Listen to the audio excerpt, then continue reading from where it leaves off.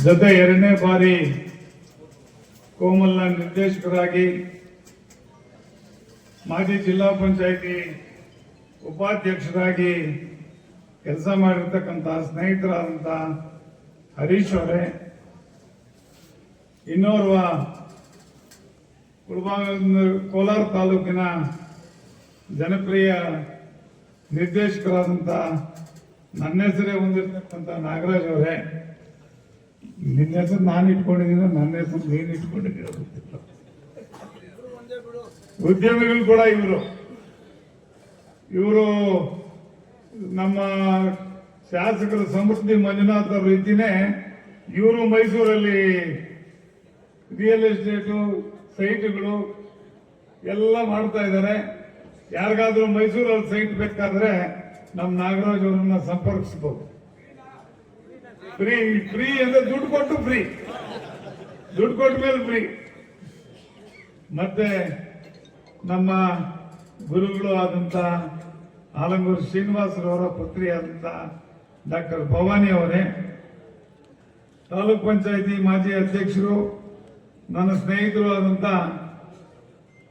ಶ್ರೀನಿವಾಸ ರೆಡ್ಡಿ ಅವರೇ, ರಘುಪತಿ ಅವರೇ, ನಾಗಮಂಗಲ ಶಂಕರಪ್ಪನವರೇ, ನಮ್ಮ ಶಂಕರಣ್ಣವರೇ, ನರಸಿಂಹರೆಡ್ಡಿ ಅವರೇ, ಮತ್ತೆ ನಮ್ಮ ಇನ್ನೊಬ್ಬ ಎತ್ತು ಸ್ವಲ್ಪ ನಾವಿಬ್ರು ಜೋಡೆ ತಿರ್ಲಿಂಗ್ ಇದಾಗ್ಬಿಟ್ಟಿದ್ದೀವಿ. ಇಲ್ಲಿ ಎರಡೂ ಕ್ಷೇತ್ರದಲ್ಲಿ ನಮ್ಮಿಬ್ಬರನ್ನ ಗೆಲ್ಲಿಸಿ ನಮ್ಮ ಸಿದ್ದಣ್ಣವರೇ, ಬಹಳ ಜನ ಮುಖಂಡರಿದ್ದೀರಿ, ದಯವಿಟ್ಟು ಕ್ಷಮಿಸಬೇಕು.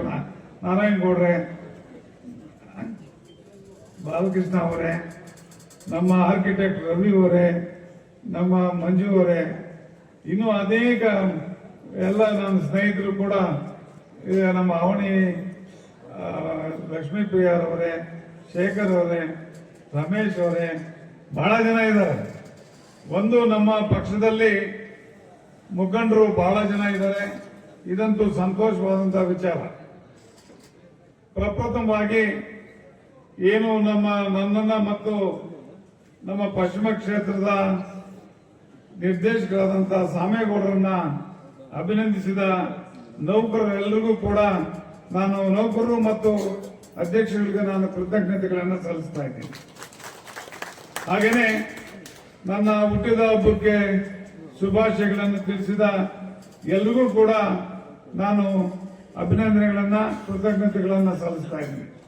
ಬಂಧುಗಳೇ, ಈಗಾಗಲೇ ಸಮಯ ಆಗಿದೆ, ಆದರೂ ಹೆಚ್ಚಿನ ಸಮಯ ತೆಗೆದುಕೊಳ್ಳದೆ ಕೆಲವೇ ಒಂದು ವಿಚಾರಗಳನ್ನು ತಮಗೆ ತಿಳಿಸಿ, ನಮ್ಮ MP ಅವರು ಮಾತಾಡಿದ ನಂತರ ತಾವೆಲ್ಲರೂ ಕೂಡ ಒಂದು ಊಟವನ್ನ ಇಲ್ಲಿ ಸವಿದು ಹೋಗಬೇಕು ಅಂತ ನಿಮ್ಮೆಲ್ಲರಲ್ಲಿ ಒಂದು ಪ್ರಾರ್ಥನೆಯನ್ನ ನಾನು ಮಾಡ್ತಾ ಇದ್ದೇನೆ.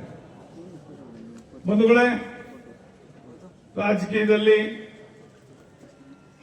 ಬಹಳ ನಿಮ್ಗೆ ಗೊತ್ತಿರೋ ರೀತಿಯಲ್ಲಿ ಸುಮಾರು 40 ವರ್ಷಗಳಿಂದ ಕೂಡ ನಾನು ಮುಳಬಾಗಿಲು ತಾಲೂಕಿನಲ್ಲಿ ಓಡಾಡ್ತಾ ಬಂದಿದ್ದೇನೆ.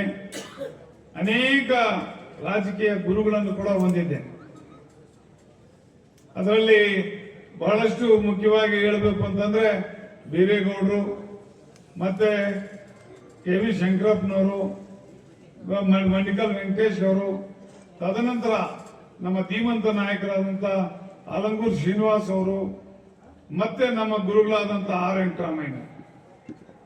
ಇವರಲ್ಲಿ MLAಗಳಾಗುವಂತಹ ಒಂದು ಭಾಗ್ಯ ಸಿಕ್ಕಿದ್ದು ಮಾನ್ಯ ಬೀರೇಗೌಡರಿಗೆ, ಮತ್ತೆ ಆಲಂಗೂರು ಶ್ರೀನಿವಾಸ್ ಅವರು ಮಂತ್ರಿಗಳಾಗಿದ್ರು, ಮತ್ತೆ ನಮ್ಮ R ವೆಂಕಟರಾಮಯ್ಯನವರಿಗೆ. ಅನೇಕ ಧೀಮಂತ ನಾಯಕರನ್ನ ನೋಡ್ಕೊಂಡು ಬಂದಿದ್ದೀನಿ. ಆ ಧೀಮಂತ ನಾಯಕರ ಜೊತೆ ಒಡನಾಟ ಇಟ್ಕೊಂಡಿದ್ದೀನಿ ನಾನು. ನಾವು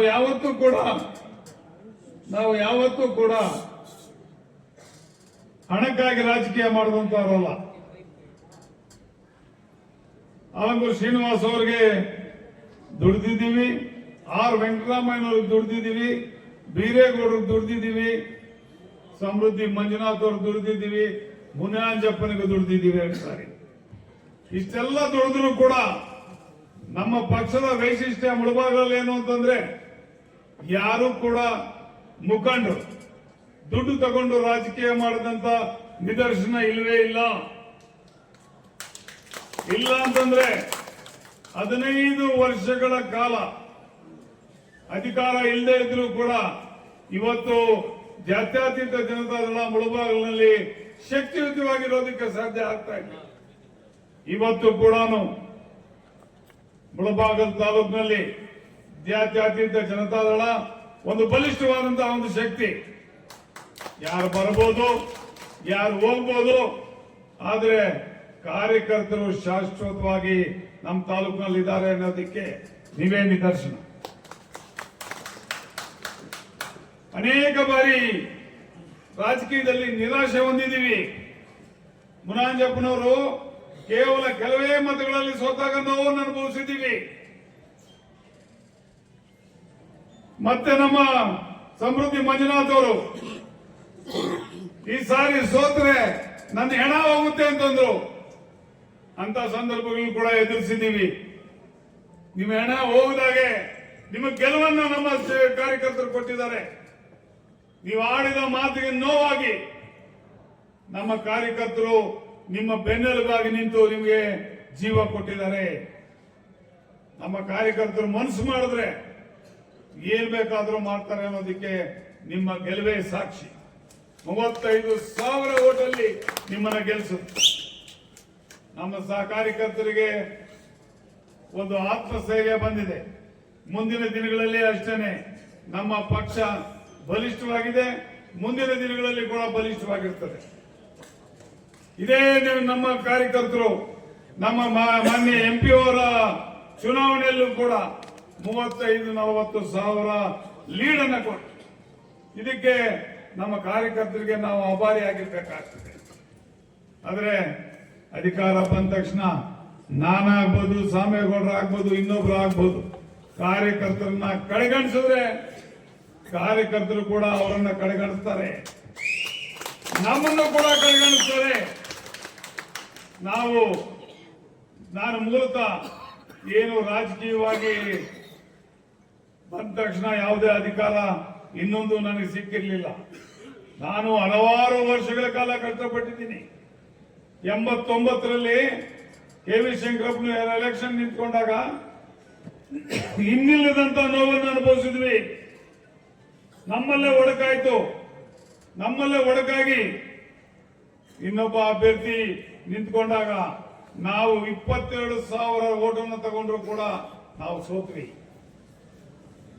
ಆದರೂ ಕೂಡ ಎದೆಗುಂದಿಲ್ಲ. ಆ ಸಂದರ್ಭದಲ್ಲಿ ಮಾನ್ಯ KV ಶಂಕರಪ್ಪನವರು ಮತ್ತೆ ಮಣಿಕಲ್ ವೆಂಕಟೇಶ್ ಅವರು, ನಮ್ಮ ಆಲಂಗೂರು ಶ್ರೀನಿವಾಸ್ ಅವರು ಬಂದ ನಂತರ ಅವರನ್ನ MLA ಮಾಡಿದ್ರು. 3,000 ಓಟಲ್ಲಿ ಅವರ ಗೆದ್ದಿದ್ದಂಥದ್ದು. ಆಗ ಶೇಷನ್ ಕಾಲ. ಶೇಷನ್ ಅವರು ಆಗ ಏನ್ ಮಾಡ್ತಾ ಇದ್ರು ಅಂತಂದ್ರೆ ಒಂದೇ ಒಂದು ಕಾರ್. ನಮಗೆ ಯಾವುದೇ ರೀತಿಯ ಕಾರುಗಳಿರಲಿಲ್ಲ. 2 ವೀಲರ್ ಅಲ್ಲಿ ಕ್ಯಾನ್ವಾಸ್ ಮಾಡ್ತಾ ಇದ್ವಿ. ನಾನು ಮತ್ತೆ ನಮ್ಮ ಚಿಕ್ಕಪ್ಪ ಸುಬೇಗೌಡ ಅಂತ ರಾತ್ರಿ 2 ಗಂಟೆನಲ್ಲಿ ಚಮಕಳಹಳ್ಳಿ ಅನ್ನೋ ಊರು, ಇವತ್ತಿಗೂ ಕೂಡ ಚಮಕಳಹಳ್ಳಿ ಸುನಪಕೋಟೆ ಅನ್ನೋ ಇದಾರೆ. ನಮ್ಮ ಸುನಪಕೋಟೆ ಬಾಂಧವರು ಈಗ ಬಂದಿದ್ದಾರೆ. ಆಗ ನಮ್ಮ ಪಕ್ಷ ಅಲ್ಲಿ ಇರಲಿಲ್ಲ. ಸುನಪಕೋಟೆ ಊರಿನಲ್ಲಿ ನಮ್ಮ ಪಕ್ಷ ಇರಲಿಲ್ಲ. ಅಲ್ಲಿದ್ದು ಕಾಂಗ್ರೆಸ್ CPM ಮಾತ್ರನೇ. ಅಂತ ಸಂದರ್ಭದಲ್ಲಿ ನಾನು ನಮ್ಮ ಸುಬೇಗೌಡರು ಅಲ್ಲಿ ಏಜೆಂಟ್ ಏನಾದ್ರೂ ಮಾಡಿ ಇಡಬೇಕು ಅಂತ ಹೋಗ್ತಾ ಇದ್ರೆ ರಾತ್ರಿ 8 ಗಂಟೆಗೆ ನಮ್ಮ ಆಲಂಗೂರು ಶ್ರೀನಿವಾಸ್ ಅವರು ಬಂದ್ರು ಕಾರಲ್ಲಿ. ನಾವು 2 ವೀಲರ್ ಅಲ್ಲಿ ಬೇರೆ ಏನೋ ಸರಕು ತಗೊಂಡು ಹೋಗ್ತಾ ಇದ್ವಿ. ಅದು ಹೇಳೋದಿಲ್ಲ, ಅಲ್ಲಿ ಕೊಡೋದಿಕ್ಕೆ ತಗೊಂಡು ಹೋಗ್ತಾ ಇರ್ಬೇಕಾದ್ರೆ ಬಂದ್ ನಿಲ್ಸ್ಬಿಟ್ಟು, ಏನಪ್ಪ ಕಂದಮ್ಗಳು ಇಂಚೆಪ್ಲ ತಗೊಂಡರು ಯಾಲಪ್ಪ ಅಂತಂದ್ರು. ಏನ್ చేసేది ಕಾರಲ್ಲಿ ಅಂತ ఇట్లా 2 వీలర్ లో పోతా ఉన్నాము, ఇట్లా ఏజెంట్ లేదా అయ్యో ಅಂತ ನಮ್ಮ ದಿವಂಗತ ಮೊಗಲ್ರೆಡ್ಡಿ ಅವ್ರ ಮನೆಯಲ್ಲಿ ನಾಲ್ಕು ಸಾಲ అయిపోయింದಪ್ಪ ಅಂತ ಮಲಗ್ಬಿಟ್ಟು ನಾನು ನಮ್ಮ ಸುಬೇಗೌಡ 140 ಕಾರಲ್ಲಿ ಹೋಗಿ ಅದೇ ಊರಲ್ಲಿ ನಮ್ಮ ಪೈಪ್ನಳ್ಳಿ ಚೆಂಗಲರಾಯ ಅಂತ ಅವನನ್ನ ಎಲ್ಲರನ್ನು ಎಬ್ಬಿಸಿ ಆ ಒಂದು ಸಂದರ್ಭದಲ್ಲಿ ಎಬ್ಬಿಸಿ ಅಲ್ಲಿ ಏಜೆಂಟ್ ಇಟ್ಟು ಬಂದ್ವಿ. ಇದು ನಮಗೆ ಇರ್ತಕ್ಕಂಥ ಒಂದು ಪಾರ್ಟಿ ಕಮಿಟ್ಮೆಂಟ್.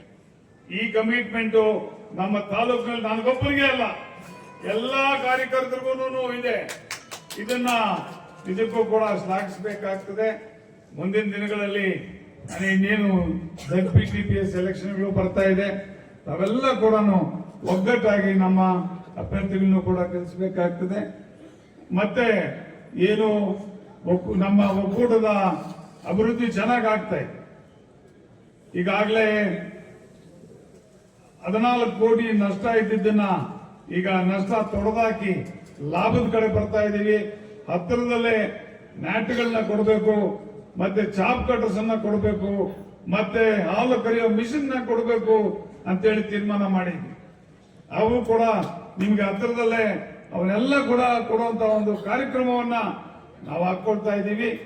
ನಮ್ಮ ಇದಕ್ಕೆ ನನ್ನ ಸ್ನೇಹಿತರಾದಂತಹ ಸಾಮೇಗೌಡರು ಕೂಡ ನನಗೆ ಸಂಪೂರ್ಣವಾದಂತಹ ಒಂದು ಸಹಕಾರವನ್ನು ನೀಡ್ತಾ ಇದೆ.